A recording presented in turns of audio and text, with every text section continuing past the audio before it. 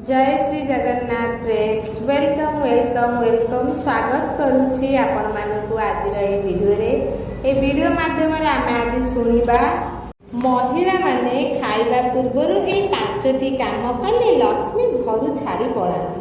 कौन से पांचटी काम आसतु वीडियोटी की जमा भी स्किप करंतुनी लास्ट पर्यंत शुणु। आसतु वीडियोटी आरंभ करिबा। भोजन पूर्वर जदि नारी माने ये पांचटी काम कर दियंती तेबे केवल शरीर नुहे भाग्य पर्यंत चमकी जाए। कुहा जाए भोजन पूर्वर थिबा अभ्यास घरर सुख शांति और धनर प्रवाह निर्णय करे।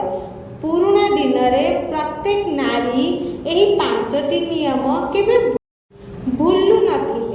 गरुड़ पुराण रे लेखा जाइछि जेउ कथा को श्रद्धा और भक्ति भाव आरंभ शेष पर्यंत शुणा जाए सही कथार पुण्य फल मिले।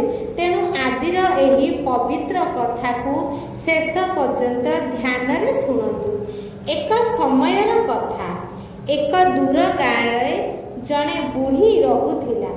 तांकर नाम थिला राधा। बयस प्राय 70 वर्ष। ना संतान ना धन दौलत केवल एक छोट कुड़िया घर। कुड़िया छोट हेउथिला किंतु सबु काम सफा आ सुचित्र।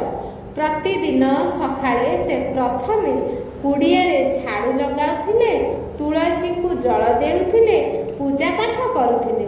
तांकर झाड़ू खूब पुराना थिला। तांकर सासु देइथिले बाहा बेले से झाड़ू को देवींकर स्वरूप भावे सम्मान करुथिले। केबे माटी रे पकाई रखु नथिले। राति रे झाड़ू को दियाली सहित सीधा खाड़ा करी रखुथिले। गाँ लोके मजाक करुथिले एही बुढ़ी पागल। किंतु राधा केबे मने कले नाही। से भक्ति रे लीन रहिथिले। पाख पड़ोसी धनी लाल राधानाथंक घर। तांकर पत्नी कमला देवी अत्यंत घमंडी। दासी दास बहुत धन असीम किंतु घर सबुबेले मलिन असफा अवस्था। कमला देवी झाड़ू को पादरे मारुथिले, पथरे फिंगी देउथिले। झाड़ू को ऊपर तले थिबा जागारे पकाई रखुथिले। सबुठारु भूल से संध्यारे झाड़ू लगाउथिले। शास्त्र रे लेखा जाइछि संध्यारे झाड़ू लगाइबा कचर बाहर करिबा माता लक्ष्मी को रुसाए। राधा को भक्ति मातृलक्ष्मी को प्रसन्न कला। राधा प्रतिदिन सकाळे भल भावरे झाड़ू को सफा करुथिले, खरारे सुखाउथिले, अल्प गुड़ और चाउल रखी प्रार्थना करुथिले। माता लक्ष्मी आपण एई झाड़ू रे बास करंती, आम घर रे सुख शांति रखंतु। कमला ओ तांको सांग माने हसुथिले। एठाकू देख झाड़ू को प्रसाद देउछि। किंतु राधा काहारू प्रभावित हेउ नथिले। गाँ को आसिले जड़े बड़ साधु महाराज। साधु महाराज धर्म कर्म सठिक जीवन दांतिक शिखाउथिले। कमला देवी अभियोग कले धन अछि किंतु घरे शांति नहीं। व्यवसाय रे नष्ट झगड़ा। साधु महाराज कहिले धन थिबा और माता लक्ष्मी को कृपा थिबा एहा एक कथा नुहे।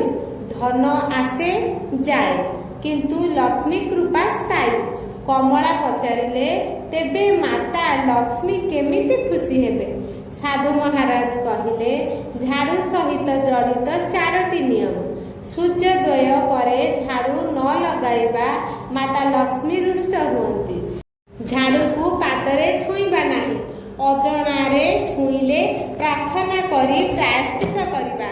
झाड़ू को सबुबेले सीधा रखिबा, उल्टा रखिले धन हानि।